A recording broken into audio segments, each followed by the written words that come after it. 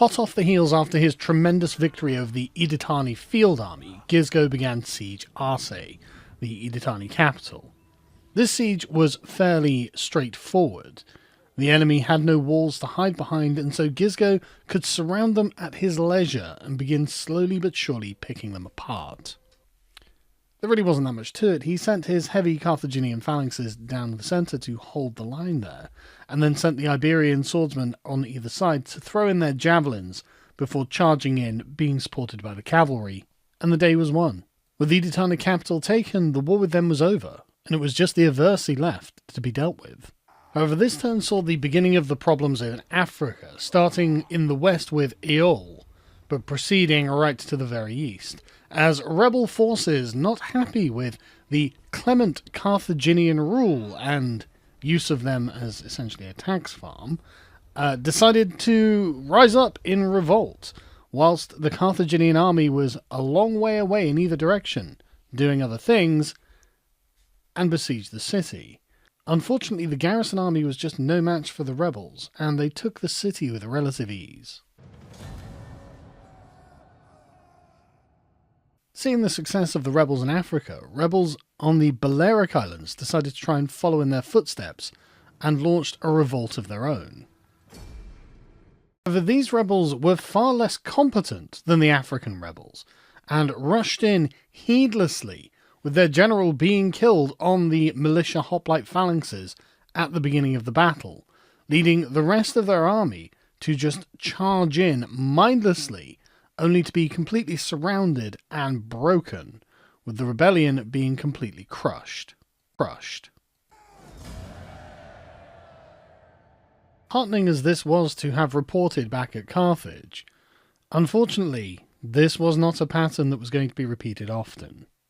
The situation in Iberia, however, was going very well, and Gisgo received reinforcements in the form of cavalry, Spanish cavalry, from Bato, a general that I had recruited to hold the fort while Gisgo was off campaigning. He dismissed the light Iberian swordsmen, who had proven themselves not to be so effective in the previous battle, and replaced them with heavy mercenary swordsmen instead. On the other side of the empire, Libyan rebels also rose in revolt, understanding what had happened in the west, and besieged Numantia. Without having an army anywhere near, or a navy that I could call upon, there was very little I could do to protect this most critical Libyan province.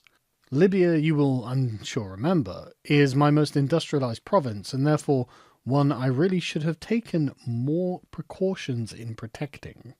Unfortunately, this battle went more like Eol rather than the Balearics, and the garrison forces here were crushed. This was a massive blow to the general finance and food supply of my empire, and it was imperative that I get this back. It's one thing losing a couple of underdeveloped provinces on Sicily, it's another thing losing my most core African territory.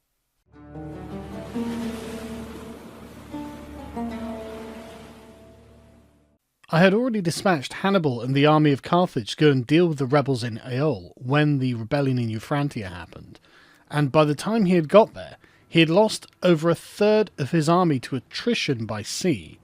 It would have been better if I'd just marched in via land. Or, perhaps, got a supply boat. But what had been done was done, and as Tamerlane said, it's better to be on hand with 10 men than absent with 10,000. Hannibal recruited some mercenary archers, and then gave battle to the now entrenched rebels. This was not going to be easy. They had taken up positions in the forested hills near the town, and so Hannibal was fighting at the bottom of a hill on the defensive. He drew up his men in a defensive formation, putting the elephants and the Carthaginian phalanx on the left wing, and the archers and the Iberian swordsmen on the right. The enemy rushed down to engage him, cavalry first, and as Hannibal had cavalry superiority, he tried to send his cavalry out to skirmish or destroy theirs, but their cavalry began to simply retreat, putting his cavalry in a dangerous position and forcing them to retire.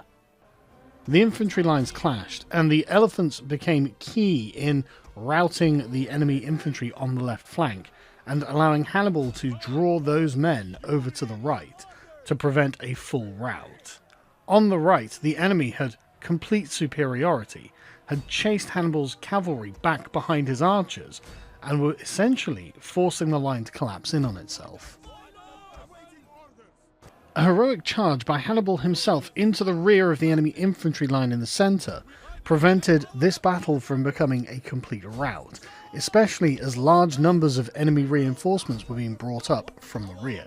On the right, the Iberian swordsmen, archers and cavalry managed to rally and hold the line, preventing the enemy from getting behind the phalanxes, and the elephants managed to crash into what remained of the enemy's infantry centre.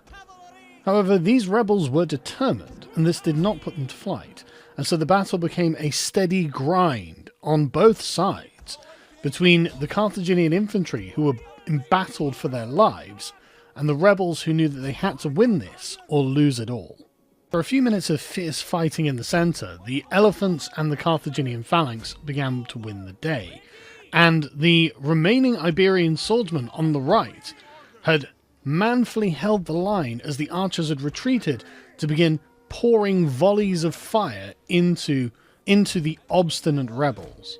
However, behind them, as you can see, a huge body of men was advancing through the forest. The clock was ticking. Hannibal reformed what was left of his main line in the centre, while the elephants and cavalry intercepted an infantry assault on the left flank, preventing them from being overrun. The enemy reinforcements made contact with the Carthaginian line, and the Iberian swordsmen were cut down where they stood, so the archers, being out of ammunition, pulled their daggers out and charged. Meanwhile, what remained of the cavalry and the elephants on the left performed a sweeping manoeuvre round to attempt to roll up the rebel line. However, this was difficult, and multiple charges were needed before any of them started breaking. Strangely enough though, on the right flank, the archers met with remarkable success. While the archers and the elephants were succeeding on the left and right flanks, the beleaguered Carthaginian phalanx in the centre was crumbling. If Hannibal could not get a handle on this soon, the battle would be lost. With few options remaining on the table, all he could do was pull the elephants and the cavalry back to perform repeated charges into the enemy infantry, and pray that what remained of the phalanxes and the archers would manage to hold the line. It was a grim and desperate struggle for survival, but eventually, Carthage prevailed. Though Hannibal had been outnumbered 2.5 men to 1, he had come out on top, crushing the enemy army, but at the loss of nearly half of his own men.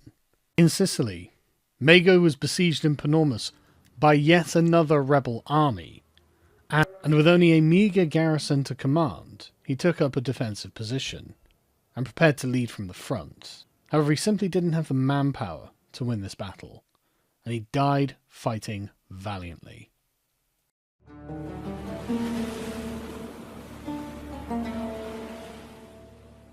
Rather than sailing back from Eol, Hannibal left the navy of Carthage at the city as the garrison and marched his way back across North Africa to avoid incurring the attrition taken by sea, because frankly he didn't have that many men left. He wept bitterly for the loss of his brother in Sicily, and word came from the spies that the Romans were massing men in Numantia, presumably preparing for an invasion of Sicily. This was a worrying development. However, there were other worrying developments that were happening as well. Carthage was essentially falling apart.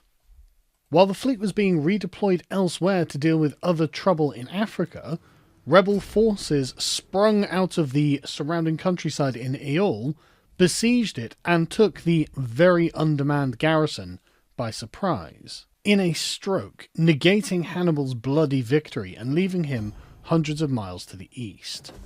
The navy, which had been on its way to help deal with the rebels in Numantia, had to turn around and sail back to Eol to try and deal with that problem instead. In Carthage itself, massive supply problems were causing huge issues for the population and for the future stability of the empire. We didn't have any food, and we didn't have any money, so the only thing to do was to go back to Iberia and raise taxes to ensure that we wouldn't go bankrupt. This was not a popular decision with the Spanish people. The only place in which Carthage was meeting with any success was in Iberia, as Gisgo marched his forces from his victory over the Idetani straight into the territory of the Aravesi and besieged their capital. In response, they brought the full might of their entire field army down upon him, and he had to face both their garrison army and their field army at the same time. The battlefield was essentially just a very large rolling plain, and Gisgo drew his men up in what has become the relatively standard formation, with the cavalry on the far wings, the Iberian swordsmen on the flanks, and the Carthaginian phalanx in the centre. But it had become apparent to Gisgo that what he would have to do is rush forward with everything that he had, engage and crush the garrison forces who were waiting for the field army to come and reinforce them. And if he couldn't destroy them before the field army arrived, then Carthage's endeavours in Spain were almost certainly lost. The Avarese army was easily surrounded because of its small size, and Gisgo's crack troops began to cut the garrison to pieces. However, they weren't breaking and running nearly as swiftly as Gisgo would have liked, and the field army reinforcements were getting worryingly close. The troops of the garrison finally broke and ran as the field army was within only a few hundred meters of the battle itself, and Gisgo hurried to redeploy his weary men in the face of this fresh new enemy. Unfortunately, they actually had an advantage as they'd taken a ridge just in front of his men, and moreover, these men were not tired at all. They held the initiative, and Gisgo was struggling to deal with this new threat. Only just in time, Gisgo managed to reorder his line to receive the enemy charge. And at first, it looked like things were going his way. He sent his cavalry in around the flanks to drive off some of the light infantry and archers that they had there, and planned, of course, on bringing them down in the centre to begin breaking the enemy troops. And some of their light infantry was, well, unreliable. But the enemy general was canny, and moved spearmen around the back of his own army in order to intercept the cavalry, forcing Gisgo to keep his cavalry on the move. While this was happening, the weight of enemy infantry in the centre was beginning to tell, and the Carthaginian infantry was beginning to break. Gisgo's cavalry managed to outmaneuver the Aravese infantry, and seized upon a golden opportunity. In the centre, the Avarese infantry were being held by the Iberian swordsmen, and the cavalry crashed straight into the rear, routing several of their units all at once. Unprepared for this sudden cavalry shock, they broke and ran. This action undoubtedly saved the Carthaginian left wing from destruction. All Gisgo had done is buy his men a brief respite, however, because the Avarese had more men they could use to fill the gaps in their own lines. Though the Carthaginian cavalry was powerful, his infantry had taken a beating. They were battered, bloody, wounded, and exhausted. They were holding the line, but for how much longer? And the answer was not for that much longer. Though many hundreds of the Avarese men were in full retreat, many hundreds more weren't, and their most elite infantry was maintaining the line and slowly but surely cutting down the Iberian mercenary swordsmen, who were, as usual, acquitting themselves gloriously. The battle became a knock-down, drag-out fight between what remained of these two armies. Though Gisgo still had plenty of cavalry, so did the Avarese. While Gisgo still had his mercenary Iberian swordsmen, they had mercenary Iberian swordsmen of their own, and theirs were in better condition. And remember, I'm playing this in hardcore, which means if I lose a battle, that loss is permanent. The tide seemed to be turning against me. Even though I would break rank after rank of their men, I would incur losses doing so. My Iberian infantry were beginning to break and run themselves. Even they had a limit to what they could take. This is looking very, very bad. Soon I had all but no infantry left, and I had to rely on just the 6 units of cavalry that I had.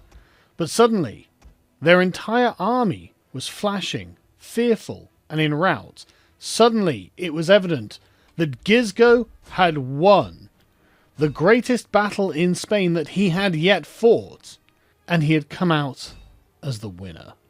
All that remained was to chase down the last couple of units, and it was confirmed that Spain belonged to Carthage. This had been a colossal battle, nearly 7,500 barbarians against fewer than 3,000 Carthaginian troops. A Pyrrhic victory it may have been, but it was the last victory that was needed. With what remained of his wounded and wearied army, Gisgo laid siege to their capital and took it. The war in Spain was over, and Carthage reigned supreme.